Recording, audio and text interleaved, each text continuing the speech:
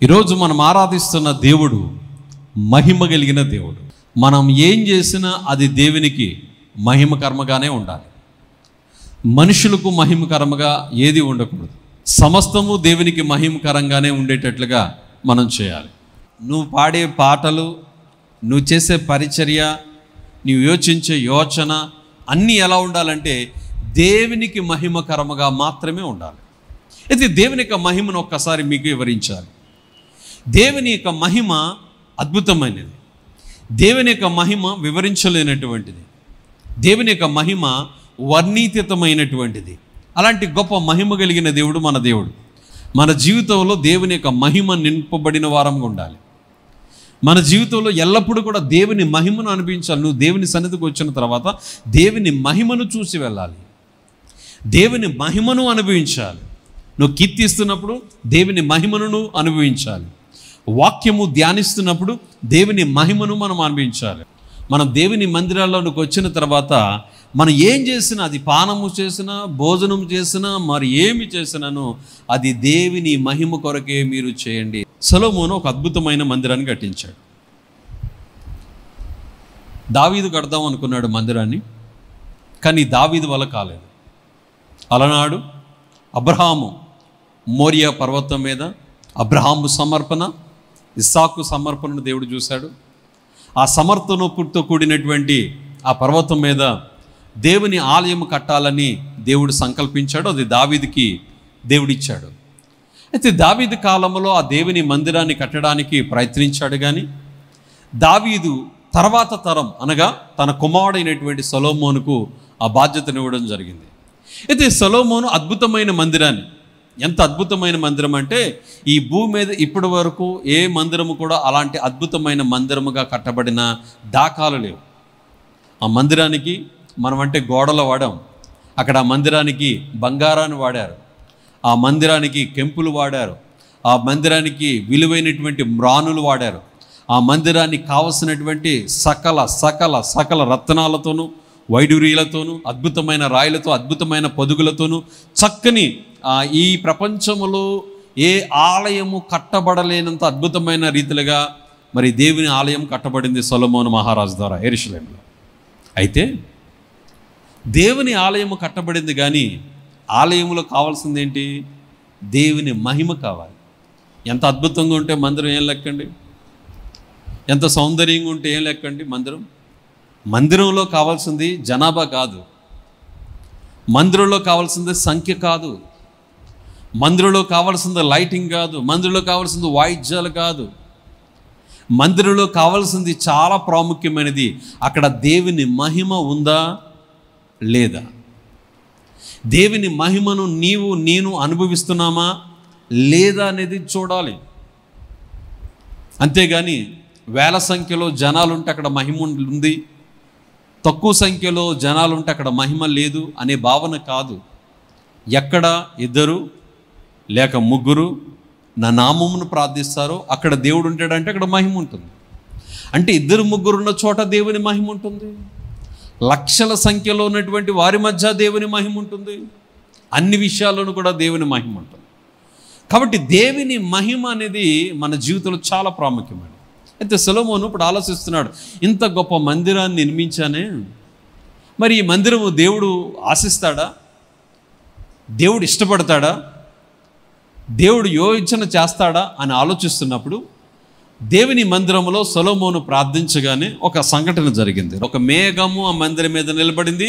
ఆ మేఘములో నుంచి ఒక మహిమ, తేజ్ అంటే వెలుగు, అలాంటి గొప్ప సత్యసత్యము కానటువంటి గొప్ప వెలుగు ఆ మేఘములో నుంచి ఆ మందిరం మీద నింపగా ఆ మహిమను చూసి అక్కడ యాజకులు కూడా ఏం చేశారట, నిలవలేకపోయి. దేవుని మందిరంలో ఏముండాలి?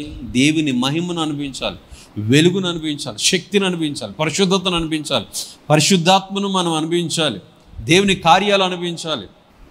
ఈరోజు దేవుని ఇవ్వనటువంటి వారుగా నువ్వు ఉంటే, దేవుని మహిమను ఇవ్వలేనటువంటి వారుగా నేను ఉంటే ఎవరు మహిపరుస్తున్నాయి? పక్షులు దేవుని మహిపరుస్తున్నాయి, ఆకాశములు దేవుని మహిపరుస్తున్నాయి, సర్వభూమి దేవుని మహిపరుస్తున్నాయి, అన్నీ దేవుని మహిపరుస్తున్నాయి. ఈరోజు సృష్టి కంటేను, అంతరిక్షముల కంటేను, సమస్తము కంటేను దేవుడు నిన్ను ఒక మహిమకరంగా దేవుడు వాడుకున్నాడు. కాబట్టి నీవు కూడా ఒక మహిమకరంగా ఉండాలి అంటే చాలా ప్రాముఖ్యమైన విషయం ఏంటంటే నీ నోటి ద్వారా దేవుని మహిమపరచాలి. ఎప్పుడు నీ ద్వారా దేవుని నామము అవమానించబడకూడదు. నీ నడవడిక, నువ్వు దేవుని మందిరాన్ని విడిచి వెళ్తున్న నడవడిక మొట్టమొదటి నీ కుటుంబానికి కాదు, అదేవిధంగా నీ ఇంటికి కాదు. ఫస్ట్ ఎఫెక్ట్ వచ్చేది దేనికో తెలుసా? చర్చ్కి వస్తుంది. వీళ్ళు చర్చ్కి వెళ్తారండి, వీరు ప్రార్థన చేస్తారండి, బైబిల్ పట్టుకుని వెళ్తాడండి, పాస్టర్ గారు కూడా వెళ్తుంటారండి. వీళ్ళు అబ్బో ఈ పాస్టర్ గారు వీళ్ళ ఇంటికి వచ్చి ప్రార్థన చేస్తుంటాడండి. ఎందుకు? దానివల్ల ఏంటి ప్రయోజనం? ఎప్పుడు ఒకటి భయపడాలి, నేను చేసే ప్రతి అడుగు ఒకవేళ దేవునికి అవమానకరంగా ఉంటున్నానా, దేవునికి మహిమకరంగా ఉంటున్నానా? ఈనాడు మనుషులు కనపడుతున్నారా, దేవుని కనపడుతున్నాడంటే దేవుడు ఎప్పుడో పోయాడు పక్కే, మనుషులే కనపడుతున్నాడు. చాలా రోజుల క్రితం అనుకుంటా నేను ఇంటికి వచ్చాను. ఒకరోజు ఇంటికి వచ్చి టీవీ పెట్టినప్పుడు, అప్పుడు యూట్యూబ్ అంతా రాలే, అంటే అంత యూట్యూబ్లో ప్రసంగాలు లేవు అప్పట్లో. ఆ టీవీలో 11 గంటలకి వాక్యం వస్తుంది, 11 ఆ టైంకి. ఒక సేవకుడు, అంటే నేను విమర్శించట్లేదు, ఒక సేవకుడు చక్కగా వాక్యం చెప్పిన తర్వాత ప్రార్థన చేశాడు. ప్రార్థన చేసిన తర్వాత వెంటనే మీరు ఎవరైనా అస్వస్థత పడిన వాళ్ళు ఉంటే వేదిక మీదకి రండి అన్నాడు. ఒక ఆమె వచ్చింది స్వస్థత పడ్డాను, మైక్ ఇచ్చారు. మైక్ ఇవ్వగానే అమ్మా నీ పేరు చెప్పింది. చెప్పిన తర్వాత ఏమైందంటే, అయ్యా చాలా రోజులుగా నేను అనారోగ్యంతో వచ్చాను, నడుము బాధతో వచ్చాను, నాకు తగ్గిపోయింది. అంటే ఎలా నీకు స్వస్థత కలిగిందంటే, ఎవరి ద్వారా నీకు స్వస్థత కలిగిందయ్యా అంటే, అయ్యా మరి ఇంకెవరు, ఏసయ్య నన్ను స్వస్థపరిచాడయ్యా అన్నాడు. ఓకేనమ్మా, ఎవరి ద్వారా నీకు స్వస్థత కలిగింది అన్నాడు. అమ్మకు అర్థం కావాలి, ఇంకెవరయ్యా? ఏసయ్య నన్ను స్వస్థపరిచాడయ్యా. అమ్మా ఏసయ్య స్వస్థపరిచాడు ఎవరమ్మా? ఎవరి ద్వారా? ఈ మీటింగ్లో ఎవరి ద్వారా నీకు స్వస్థత పడింది అంటే అర్థం కావట్లే. ఇంకెవరి? ఏసయ్య అంటే పక్కన అసిస్టెంట్ పాస్టర్ వచ్చాడు, చెవులు ఊదాడు. అయ్యగారు ప్రార్థన చేయడం ద్వారా స్వస్థత పడ్డాను అని అందరూ డబా డబా డబా డబా చప్పలు కొడుతున్నారు. ఎవరి పేరు రాగానే? అయ్యగారి పేరు రాగానే.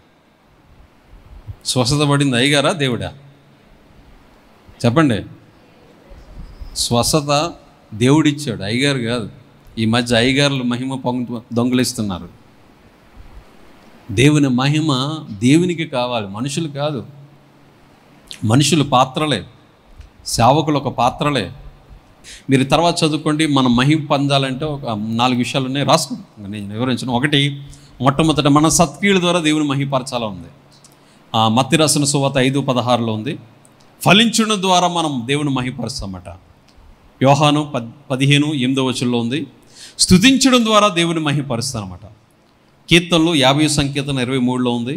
ఐక్యత ద్వారా దేవుని మహిమపరుస్తామట.